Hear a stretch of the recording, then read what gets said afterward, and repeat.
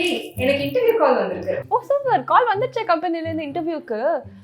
இப்போ how to prepare for an இன்டர்வியூன்னு உங்களுக்கு நிறைய டவுட்ஸ் இருக்கலாம். இந்த வீடியோவில் இன்டர்வியூ ப்ரிப்பரேஷன் டிப்ஸ் நாங்கள் நிறைய உங்களுக்கு தரோம்.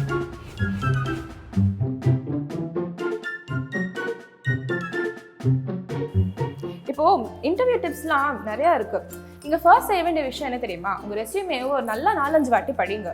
ரெஸ்யூமே எப்படி எழுதணும்னு கேட்குறீங்களா? இந்த லிங்க் பாருங்க. இப்போ ரெஸ்யூமே நான் ஏன் இவ்வளோ வாட்டி படிச்சுட்டு போகணும்னு சொல்றேன்னா, இன்டர்வியூவில் உங்கள் ரெஸ்யூமேல இருக்கிற கேள்வி தான் கேட்க போறாங்க. இப்போ ஒருவேளை நீங்கள் வந்து ஜாவாவில் எக்ஸ்பர்ட்னு போட்டிருந்தீங்கன்னு வச்சுக்கோங்களேன், ஜாவா சம்மந்தப்பட்ட கேள்வி கேட்க போறாங்க. நீங்கள் என்னெல்லாம் செய்ய தெரியும் அப்படிங்கிறத அங்கே சொல்லணும் ஜாவாவில். அடுத்தது இப்போ சில விஷயம்லாம் வந்து நீங்கள் டச் விட்டு போயிருக்கோம் இல்லையா ரெஸ்யூமேல போட்டது, அதெல்லாம் நல்லா ப்ரஷ் அப் பண்ணிட்டு போங்க. இப்போ இன்டர்வியூலலாம் பொதுவாக ஃபர்ஸ்ட் ரொம்ப முக்கியமாக கேட்குற கேள்வி என்னன்னு பார்த்தீங்கன்னா, உங்களை பற்றி சொல்லுங்க அப்படின்னு சொல்லுவாங்க. எடுத்த உடனே நீங்கள் என் பேர் இது, எங்கள் அம்மா பேர் இது, அப்புறம் பிடிச்ச படம் இதெல்லாம் சொல்லக்கூடாது.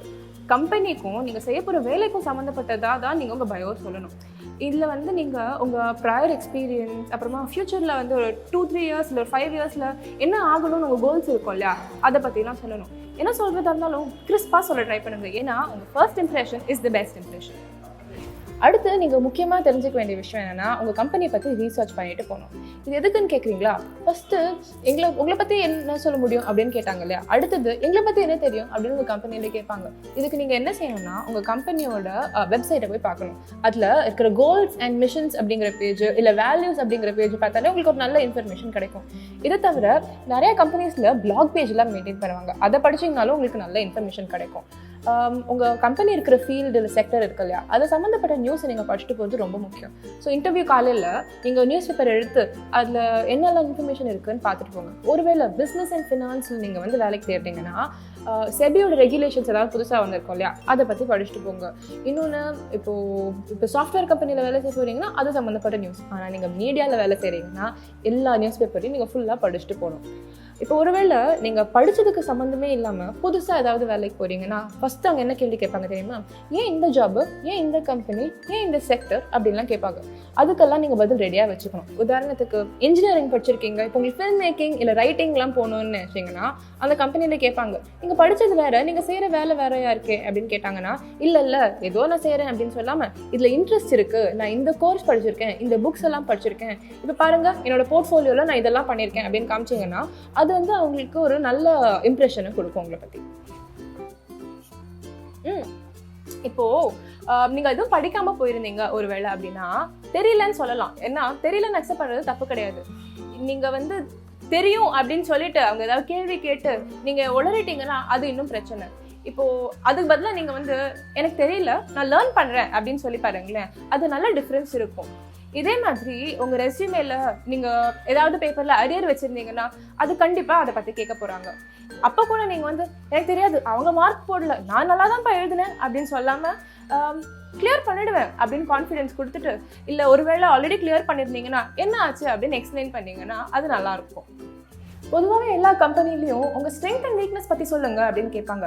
ஸ்ட்ரென்த் என்னன்னு கேட்டிங்கன்னா, நீங்கள் டீம் ஒர்க் பண்ணுவீங்க, நல்லா ஹார்ட் ஒர்க்கிங், பயங்கர பங்க்சுவல் அப்படின்னா அதெல்லாம் இங்கே மென்ஷன் பண்ணணும். இப்போ வீக்னஸ்ன்னு வரும்போது எனக்கு வீக்னஸ்லாம் இல்லைப்பா, வீக்னஸ்லாம் சொல்கிறது அவமானம்னு நினைக்கக்கூடாது.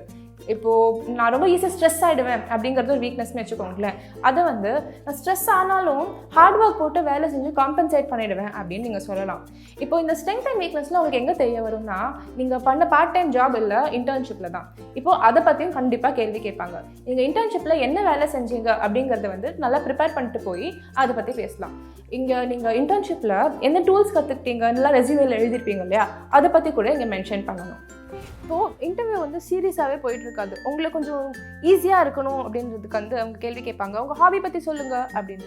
நீங்கள் அதுக்கு உடனே நான் பாட்டு பாடுவேன், டான்ஸ் ஆடுவேன்லாம் சொல்லாமல் ப்ரொடக்டிவாக அதுலேருந்து ஆரம்பிக்கிறோம். ஸோ நான் இந்த புக்ஸ் எல்லாம் படிப்பேன், இந்த சாஃப்ட்வேரை வந்து யூஸ் பண்ண ட்ரை பண்ணுவேன் அப்படிங்கிறது வந்து உங்கள் ஹாபியாக ஸ்டார்ட் பண்ணுங்கள்.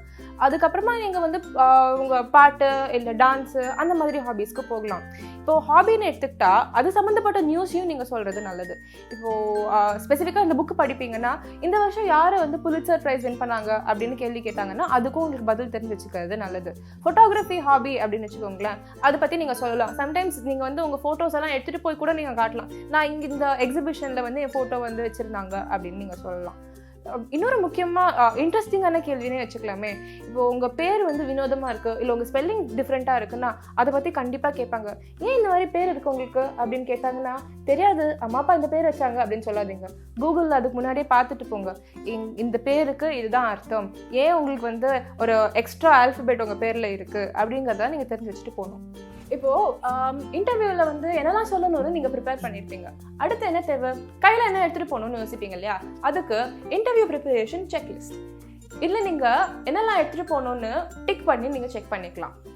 ஃபர்ஸ்ட்டு முக்கியமாக என்ன தேவை, உங்கள் ரெஸ்யூமே. ஸோ உங்கள் ரெஸ்யூமேயோட ஒரு காப்பியை எடுத்துகிட்டு போங்க. அடுத்தது நீங்கள் இது வரைக்கும் வாங்கின சர்டிஃபிகேட்ஸ் இல்லை கோர்ஸ் கம்ப்ளீஷன் சர்டிஃபிகேட்ஸ் இருக்கும் இல்லையா, அதையும் எடுத்துகிட்டு போகணும். அப்புறம் நீங்கள் school and college mark sheets எடுத்துகிட்டு போகணும். அண்ட் முக்கியமாக உங்கள் போர்ட்ஃபோலியோ, இப்போது நீங்கள் ஆர்ட்ஸ் அண்ட் மீடியாவில் வந்து பெர்ஃபார்ம் பண்ணியிருப்பீங்க இல்லையா, அதெல்லாம் எடுத்துகிட்டு போகலாம். இல்லை பேப்பர் ப்ரெசன்டேஷன்ஸ் பண்ணியிருந்தீங்கன்னா அந்த ப்ரெசன்டேஷன்ஸையும் நீங்கள் வந்து இதில் எடுத்துகிட்டு போகலாம். இப்போ இந்த செக்லிஸ்ட் இருக்கு இல்லையா, அது எதுக்கு ப்ரிப்பேர் பண்ணணும்னு கேட்குறீங்கன்னா, எல்லாம் ரெடியாக வச்சுட்டிங்கன்னா உங்களுக்கு லேட் ஆகிறதுக்கு வந்து எந்த ஆப்ஷனும் இருக்காது. நீங்கள் இன்டர்வியூக்கு ஆன் டைம் ஷார்ப்பாக போகிறது ரொம்ப முக்கியம். ஏன்னா நீங்கள் லேட்டாக போயிட்டீங்கன்னா உங்கள் மேலே ஒரு பேட் இம்ப்ரெஷன் வந்துடும். இன்டர்வியூக்கு உங்கள் ட்ரெஸ்ஸிங் ஸ்டைல் ரொம்ப முக்கியம். ஃபார்மல்ஸ் போட்டுட்டு போகிறது பெட்டர். உங்கள் ட்ரெஸ் நல்லா அயர்ன் பண்ணி போட்டு போங்க. கேஷுவலாக செருப்பெல்லாம் போட்டுட்டு போகக்கூடாது. இன்டர்வியூக்கு தேவையான பாடி லாங்குவேஜ், நீங்கள் உள்ளே போன உடனே ஒரு ஃபர்ம் ஹேண்ட் ஷேக் கொடுக்கணும், இதுவும் இந்த மாதிரி. செகண்ட், பேசும்போது எப்போவுமே ஐ கான்டாக்ட் மெயின்டைன் பண்ணணும். ஆப்போசிட்டில் உட்காந்து பேசும்போது கால் மேலே கால் போட்டு உட்காரக்கூடாது. ஸ்ட்ரெயிட் போஸ்டர் மெயின்டைன் பண்ணணும். டென்ஷன் ஆனாலும் உங்கள் ஃபேஸில் அதை காட்டாமல் ஸ்மைல் பண்ணி பேசணும். இன்டர்வியூ முடிஞ்ச உடனே இன்னும் ஒரு ஹேண்ட் ஷேக் கொடுத்துட்டு குட் டே இல்லை ஹேவ் அ நைஸ் டே அப்படின்னு சொல்லிட்டு கிளம்பணும். இப்போ பார்த்தீங்களா, இன்டர்வியூக்கு என்னெல்லாம் ப்ரிப்பேர் பண்ணணும்னு நீங்கள் யோசிச்சாச்சு. இப்போ நீங்கள் என்ன செய்யணும் தெரியுமா? இந்த வீடியோ பிடிச்சிருந்துச்சுன்னா லைக், கமெண்ட் அண்ட் ஷேர் பண்ணுங்கள். அதை தவிர இதே மாதிரி இன்னும் நிறைய கரியர் டிப்ஸ் தெரிஞ்சுக்க எங்கள் அரியர் இருந்தாலும் கரியர் சேனலை சப்ஸ்கிரைப் பண்ணுங்கள். Good luck.